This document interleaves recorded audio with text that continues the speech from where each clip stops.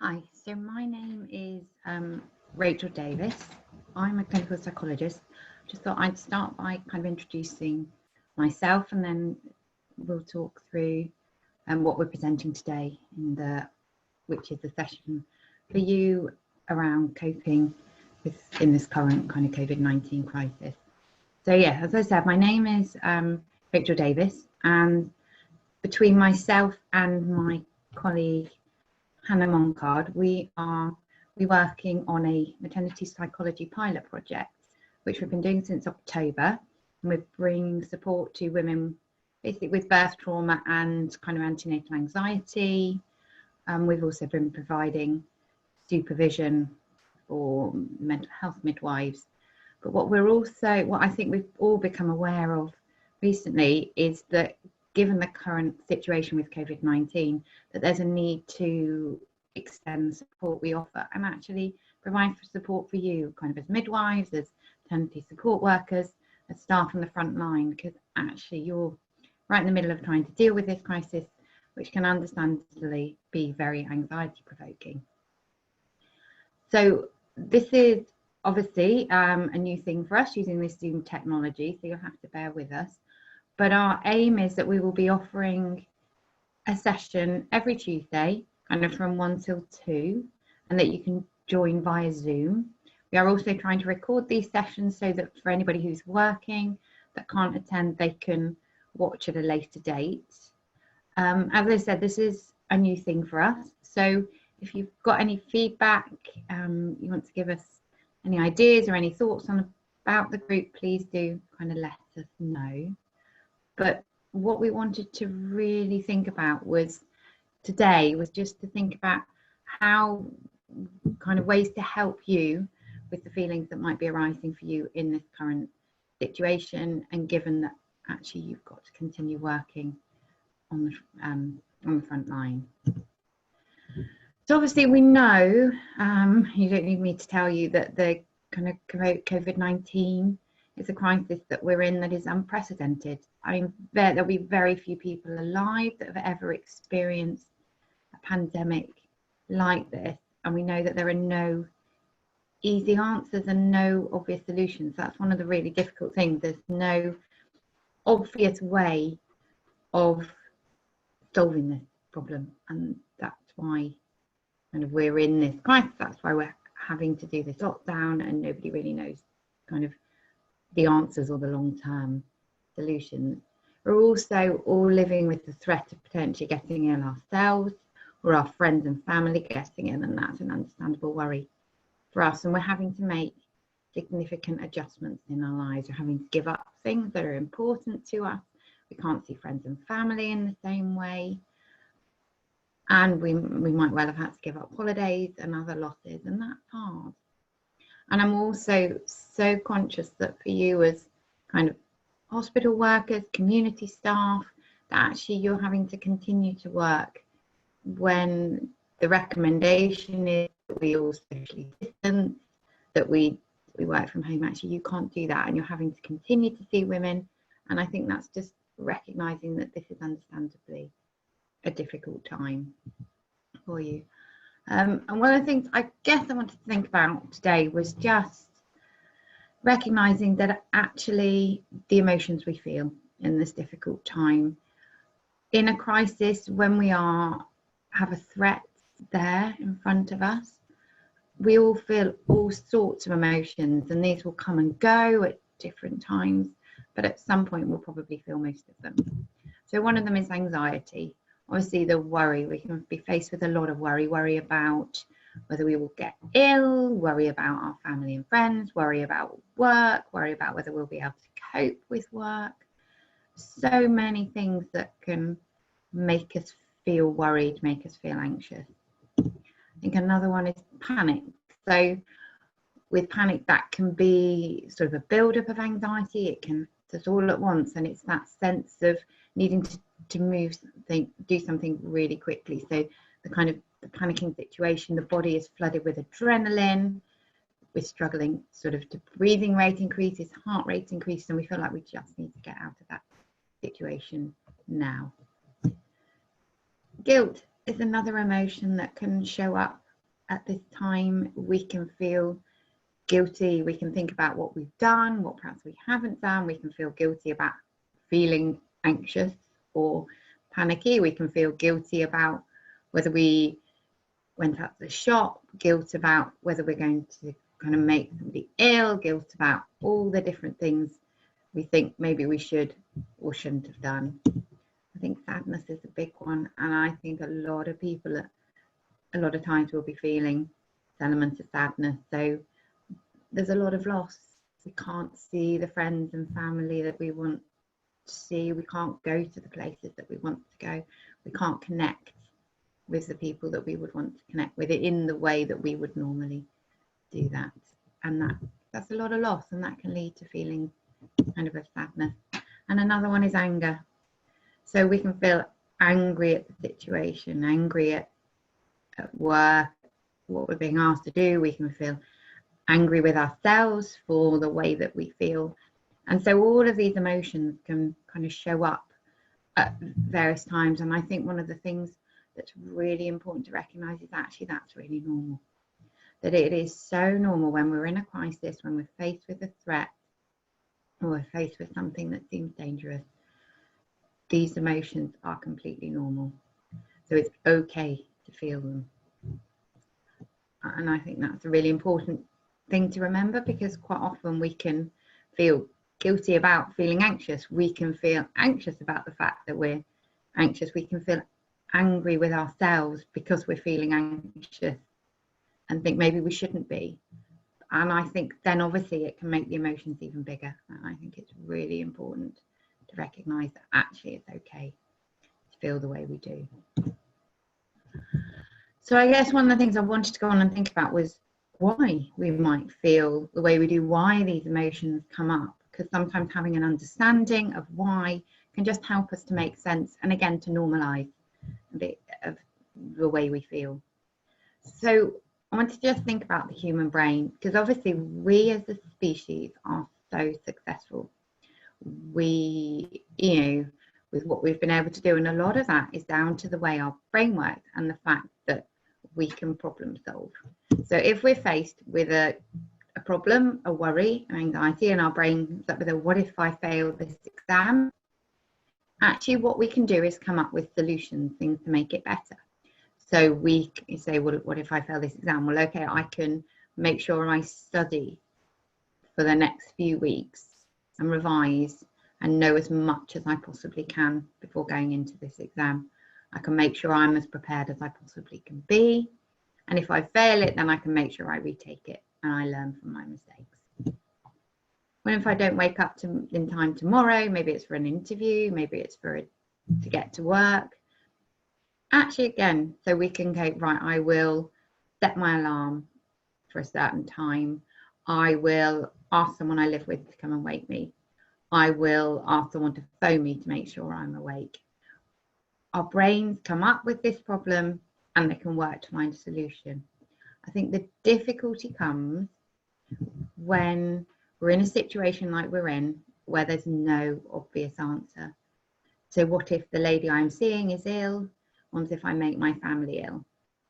We don't know whether that will happen or not. We don't know how to solve that one and stop that one.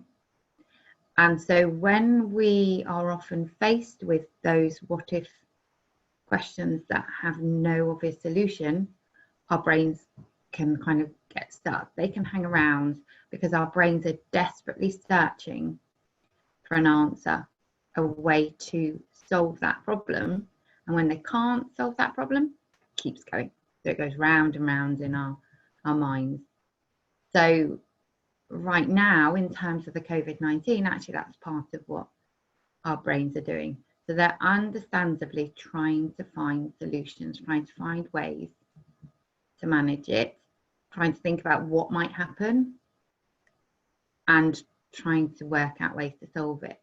So, and obviously because we're in something we've never come across before, because this is all new, there are no obvious or easy answers. And so when there are no easy answers, it can lead to rumination. So the kind of idea of rumination is just that those thoughts go round. We think about them, we can't let them go, they get stuck in our minds and they go round and round. It can lead us to imagining the worst. So that if this happens, if I go to work, I might see a lady, she might be ill, then I'll get the illness and I'll pass it on to my family, and then my family will all get ill and it will all be my fault. And similarly, the kind of the catastrophizing, so that kind of blowing it up, it expanding, and our thoughts running away with it because they're thinking about, my gosh, but what if this happens? What if this happens? What if this happens? Trying to find those solutions and those ways, but the problem is there is none. And obviously, if our thoughts go in that direction, it can lead us, our anxieties to increase. It can make us feel hopeless, out of control, kind of unable to cope, and also create a desire to avoid, actually, that if you're having those anxious thoughts about, gosh, if I see that lady and she's ill, or she has symptoms, or she has coronavirus, and she can make me ill, and I don't want to do that, so I don't want to go to work. And I guess the problem when you're working as midwives, you're working in the community or in the hospital, is actually you're still needed. You still have to go to work, and so you can't do that avoidance, and that can create an even greater sense of anxiety and worry. So I guess what we want to think about is how to help you in this situation where you can't avoid and where there is no obvious solution. And I think one of the things that kind of we think about is this idea of learning to accept. So the lovely sort of phrase that comes out with this, that you can't stop the ways you can learn to serve. So we can't stop COVID-19 in the same way we can't stop the situation that we're in, but we can learn to serve. We can learn to help ourselves and go along the way that we are. We can't stop the anxious feelings from coming. They're going to come, they're probably going to come, but we can learn just to go with them rather than fighting them. Okay. So I think, and how do we do this? So one of them kind of is accepting. So we talk about acceptance. So acknowledge how you're feeling right now and recognizing that it's okay to do that. So recognizing that actually right now I feel quite anxious, but that's okay. I'm not going to fight it. I'm not going to criticize myself for feeling anxious. I feel anxious, and that's okay. And I think in that way is also the trying to make space for these emotions, saying and letting them be there. And I think think of the beach ball. I guess there's a really nice kind of metaphor that for this idea of that. Just imagine you're in a swimming pool. You're in with kind of friends or with other people, and you've got this beach ball, and this beach ball represents your emotions and how you're feeling, and sort of maybe the worry, maybe the panic, maybe the anxiety, maybe the sadness, the anger. This beach ball are your emotions, and you desperately want to hide them. You don't want them to be there. You don't want people to see them. So what you do is you try and push them under the surface. And I don't know if you've ever tried to push a ball, a beach ball, something underwater. Actually, it's quite hard work. It's quite exhausting. You're pressing it down. You're focused on that. You're having to push, and you can hold it down. You can hold it down for a little bit. But at some point, your arms are going to get tired. You're going to get tired, or you might feel a bit distracted. Actually, what happens is you perhaps loosen the pressure on that, and what will happen is that the beach ball will come flying up in the air, and those emotions will come back so dramatically. It might hit you in the face, they'll splash you, kind of other people around you might really notice it because they'll come with such force. And then you might try and push them down again to hide them, but again you can keep it down for a little while, but it's eventually your arms are going to get tired because it's quite exhausting trying to hold down under the water, trying to hide those emotions. And so the other thing is, if you're trying to push them down and hold them under, what you're doing a lot of is concentrating. So your focus is on trying to hide those emotions, trying to push them down, trying not to show them. And actually what you're then missing out on is what's going on around you. You're not enjoying being in the swimming pool, you're not having fun, you're not concentrating on the friends or being sociable, because you're so, your mind, your focus is on pushing that beach ball down. And I guess the alternative, and where we talk about acceptance, is actually letting them be there, letting them float on the water next to you. They might bob about a bit, they might bump into you ever so gently every now and then. Other people might see them, but actually people probably won't really notice them because they're not making kind of a big thing. And you can think, okay, they're there, I'm going to carry them with me, I might show them, people might see them, but that's okay, because actually it's okay for them to be there. And I can spend a bit more time focusing on what I'm doing in the pool, being with friends, and actually if they follow me around, they follow me around. And so it's that idea of just making space, letting them be there, being okay with them being there, and trying to focus on what's important to you. I guess one way of doing that is thinking about being able to acknowledge and name how we feel, and that can be really empowering. So being able to say it out loud, so all to yourself, but being able to identify and name those emotions. So it could be, right now I am feeling really worried about going into work this morning. I know I am feeling really angry right now because actually I'm really frightened that I might get ill. And I guess by being able to do this, by being able to recognize those emotions, acknowledge them, name them, identify them, it can help us make sense of how we feel, help us make sense and understand those kind of the physical feelings that might be going on inside us, the kind of butterflies in our tummy or the restlessness, to be able to say, I feel this way because, or this is right now what's going on inside me. And I think by being able to do that, it can also help us be more compassionate to ourselves and to recognize that it's okay to be feeling how we feel. So it can help us to say, actually, there isn't anything wrong with me because I'm feeling like this. This is perfectly normal. This is okay, and I'm okay to feel kind of anxious. And talking to others can also help us feel less alone. It can help, we can share things, we can recognize that actually most other people will probably be feeling similarly. And it can help us to stop ruminating. So the more we can share those worries, the more we can talk about those things, the less they go round in our heads, and the less that we get stuck and we focus on them, and then often less anxious we can feel. But the aim of kind of doing this is not to stop the anxiety, it's to kind of recognize it and be okay with it.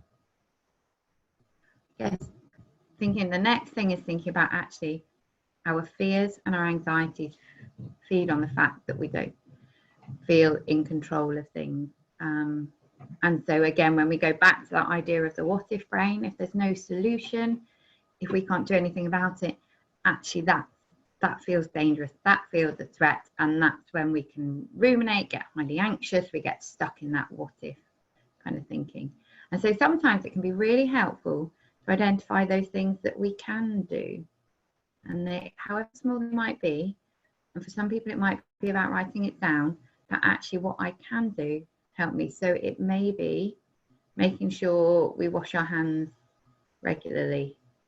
It's something we can all do. Socially distance as much as we possibly can, following the safety procedures that have been put in at work. Making sure you have some time to relax at home and do something nice for yourself each day. Those are bits that we can change, we can control. And then it might be about trying to let go of those thoughts about the things that we cannot control. And this isn't so easy to do, and I'm saying that you will be able to, but there are, so different things. So one of the ways, it's a really nice kind of exercise that maybe we can try in another session, about imagining there are leaves on a stream. So you could be sitting by the sort of, you close your eyes, you can be sitting by the, imagine yourself sitting by the edge of a stream. And as you watch, you see leaves gently floating down the stream. And as each leaf passes, you just put one of the thoughts on that leaf and just let it gently float down the stream. And sometimes those thoughts might, so those leaves might hang around for a bit more. Sometimes they might flow past, and that's okay. It doesn't matter, but it's just that process of letting them kind of go. And it's not that you're trying to rush past. The stream might go slowly. You're not trying to control it, but it's just a way of sort of letting some of those thoughts, rather than them getting stuck in your head, is the kind of letting them float off.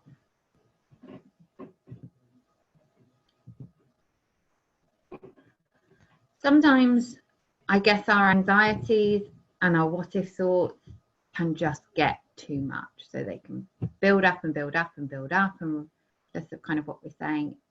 It's hard to sort of stop them or to just let them kind of go. And so we can get caught up with the, you know, what if, what happens, caught up with the future and what goes on in the future. Or we can get caught up with, oh my gosh, but I did this last week, and maybe that caused something, and we can get stuck in the past. And one of the ways to do is actually bringing ourselves back to the present moment. And there are various kind of strategies to do that. So when the thoughts feel like they're getting out of control, that they're racing away with you, is just to bring yourself back to the present moment. And one of the ways is just noticing what's around us. So, for example, you start by identifying 5 things I can see. So right now I can see the trees in my garden. I can see the blossom on the branches. I can see the leaves gently blowing in the wind. I can see a bird flying past. I can see the blue sky. And then 4 things I can hear. So I can hear the ticking of a clock. I can hear the a bird tweeting. I can hear the hum of my computer, and I can hear a little rustling of the leaves. 3 things I can feel. I can feel my back against the chair. I can feel my feet on the floor, and I can feel my hands resting on my lap. And then you think about maybe 2 things you can smell. So it might be the flowers on the table, fruit in the basket, and then I just take 1 deep breath.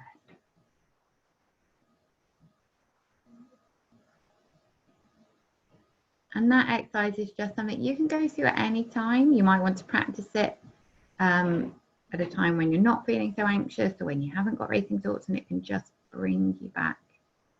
But it can just bring you back to where you go.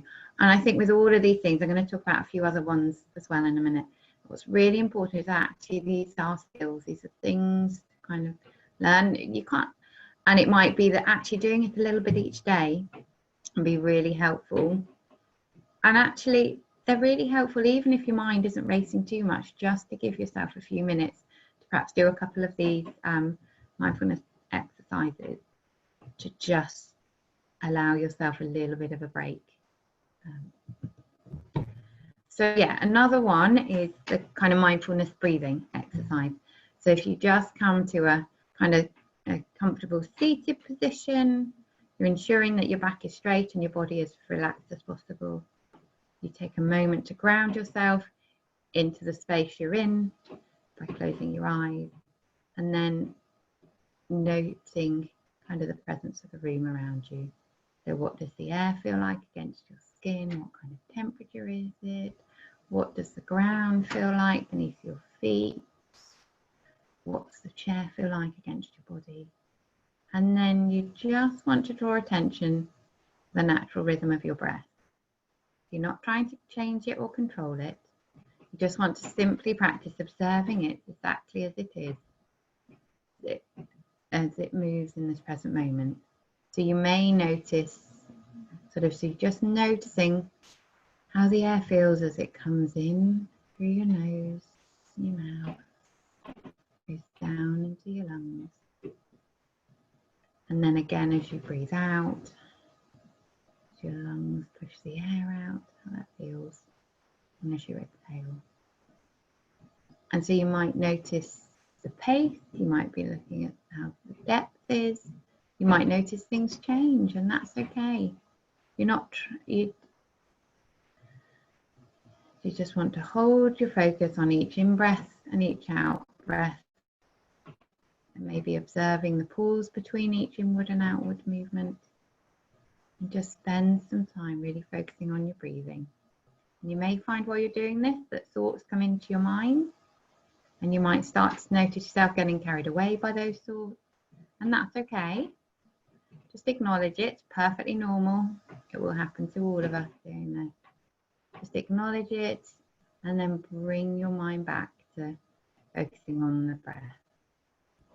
And each time you notice your thoughts getting carried away with your thoughts, just acknowledge it, and then bring your focus back onto your breath. And maybe just do this for a few minutes kind of each day, as well as using it when you need to bring yourself back to the present moment. Another one is just connecting with your physical body. So sort of pushing your feet hard into the floor, straightening up your back and your spine. If you're sitting, sit upright, forward in your chair. Pressing your fingertips together. Could be slowly stretching your arms, stretching your neck, kind of shrugging your shoulders. Slowly breathing, but just doing various exercises to reconnect with your body and focus on your body. Another one is just, I guess, getting a sense of where you are and refocusing your attention on the activity that you're doing. So, and that could be anything. So one of the ways because obviously these are all taken from sort of mindfulness exercise, and one of the ways of being mindfulness is simply to just really concentrate on what you're doing right now. So it could be if you're making a cup of tea, you can really listen to the noise coming from the kettle, really notice the smell of the tea, really notice the kind of water change as it's infused by the tea bag and it starts to change colour, and the tea and the water starts to strengthen and become a tea. And really, really feel the warmth of the cup in your hands. Really concentrate on the taste. Do it similarly with eating. Really concentrate on every mouthful that goes into that you eat. Really, the taste, the texture, so that you're really, it's what we call mindful eating. So you're really concentrating on what's happening under there. Could be while you're walking along. You're really noticing kind of what's around you, what you're seeing, how it feels for your feet to be touching kind of the ground. Notice how your foot moves through each step, how it's up and moves from your heel to your toe, how your arms feel as they swing, and really concentrating on whatever it is you're doing right then and there. Okay. And these are just ways that you can bring yourself back to the present moment, but also really useful ways to just have a little bit of time in the present at any point during the day that you feel it would be helpful. Okay. I guess another thing that's really important for us to do and can be really helpful is to, I guess, identify the things that are important to us, identify our values.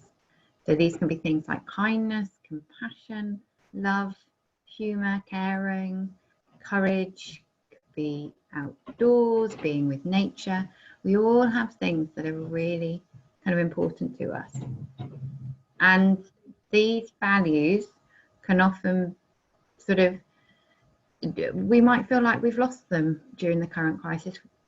If sort of friendship is important to us actually, and we can't connect with our friends, that can be quite hard. And so I think there's something about trying to find a way that we can still bring these values into our everyday lives despite the situation we're in.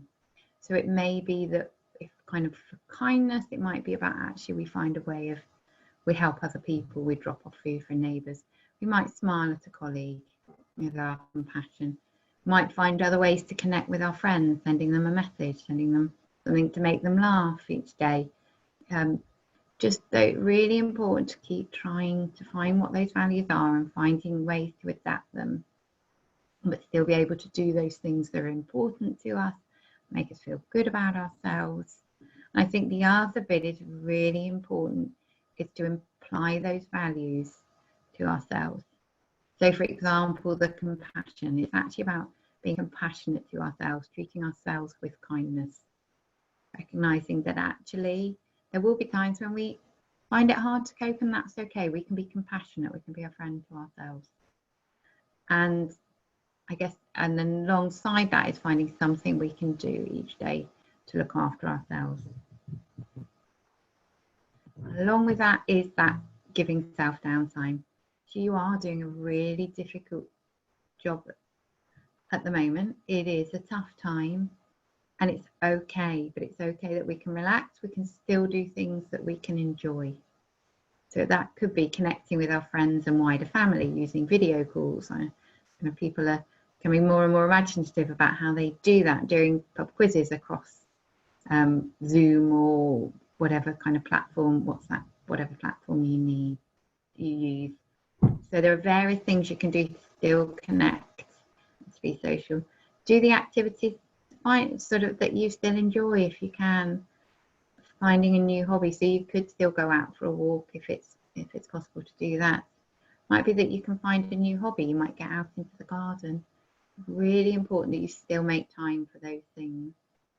Make a difference for you. It could be about spending time with your immediate kind of family, actually doing board games or things that you may not have previously had the time to do, and trying to use that time differently, but still being able to connect.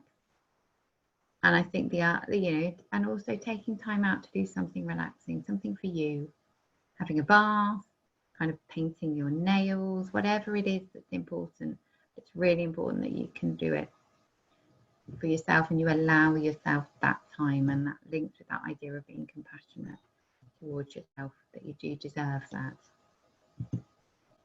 So I guess just to summarize, that we recognize that COVID-19 gives rise to difficult emotions, and that that's normal, and that you are not alone in feeling that way. And I guess accepting that actually these emotions are normal. This is okay to feel these emotions, and to be able to find ways to open up to experience them rather than trying to fight them off. Allow them to be there rather than spending all your energy trying to push them away. A way to do that is to actually acknowledge and name what you're feeling. Right now I'm feeling anxious, and that's okay. It's understandable I'm feeling anxious. And through that you can also talk to others and share your experiences, because the less alone you feel, the easier it is to manage quite often. I guess identify what you can control and let other things go. So thinking of those leaves on the stream, trying to allow some of those thoughts to float away. Using those exercises to bring yourself back to the present moment. So the kind of noticing what's around you, the mindfulness breathing, the sort of connecting with your physical body, or just doing an activity very mindfully. Identifying what's important to you, finding your values, still trying to find different ways, creative ways to continue sort of following your values, doing those things that are important to you. And the other bit is the giving yourself downtime, time to relax, and giving yourself permission that it's okay to do that. So I think just to mention, there are a few kind of useful resources and links. So Headspace for Work have offered free access for the NHS staff until December. And this is a mindfulness app with various meditation and mindfulness exercises. And that could be really useful. So if you just Google Headspace for Work, you should be able to find a link. And as long as you've got an NHS email account of some sort, you can log in and you can access that. So the Mind website has some really useful sort of ideas on how to cope in the COVID-19 situation. And then there's also a really nice sort of 5-minute YouTube video by a man called Dr. Russ Harris, who's a clinical psychologist who does a lot of work around something called acceptance and commitment therapy. And a lot of what we've talked today about have come from these ideas of acceptance and commitment therapy, and that idea of being able to accept how you're feeling rather than trying to fight it off, rather than trying to change it, just accepting how I feel right now.